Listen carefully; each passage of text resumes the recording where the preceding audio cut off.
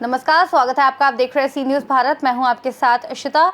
खबर दाहोद की है, जहां गुजरात के दाहोद जिले में उप कृषि अधिकारी ने एक गुप्त सूचना के आधार पर बड़ी कार्रवाई करते हुए दाहोद तहसील के कटवारा गांव में 2 पिकअप ट्रकों से कुल 150 बोरी उर्वरक जब्त किया, जिन्हें बिना बिल के मध्य प्रदेश ले जाया जा रहा था। इनमें एक ट्रक मध्य प्रदेश पासिंग और दूसरा GJ20 दाहोद पासिंग था। दोनों ट्रकों से 75-75 बोरी उर्वरक बरामद की गई। कृषि विभाग की प्रारंभिक जांच में खुलासा हुआ कि ये उर्वरक कालाबाजारी के इरादे से किसानों को ऊंची कीमतों पर बेचने के लिए ले जाया जा रहा था।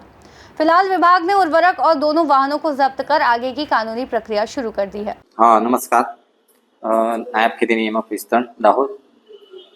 मुझे कतवारा गामे गई काले 12મી તારીખે આપણે 2 વાહનો જેવા પકડેલા છે, ખાતરની બેગો ભરેલા।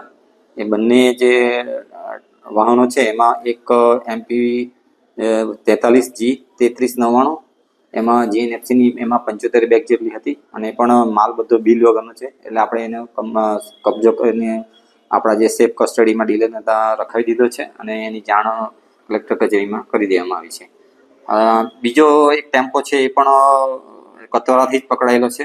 એમાં IPL કંપનીનું 75 ગુણી DAP છે અને એ ગાડી નંબર 20V 5947 નંબરની ગાડી છે। એ પણ બિલ વગરનો જે તે સમયે બિલ રજૂ કરી શકેલ નથી, એટલે આપણે એને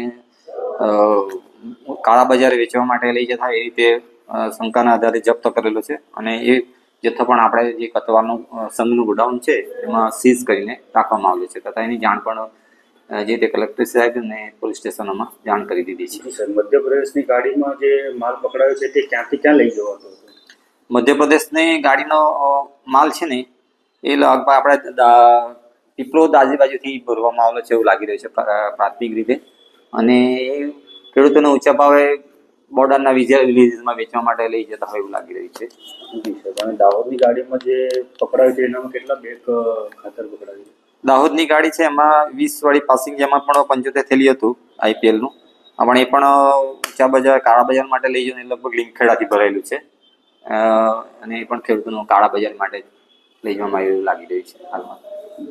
दाहोद से सीनियर संवाददाता सोलंकी रोहित की रिपोर्ट। देखा जाए तो कृषि विभाग की सतर्कता से एक बड़ा कालाबाजारी रैकेट उजागर हुआ और आगे की जांच से और खुलासे की उम्मीद है। इस खास रिपोर्ट में फिलहाल इतना ही। देश और दुनिया की तमाम बड़ी जानकारियों के लिए देखते रहिए सी न्यूज़ भारत।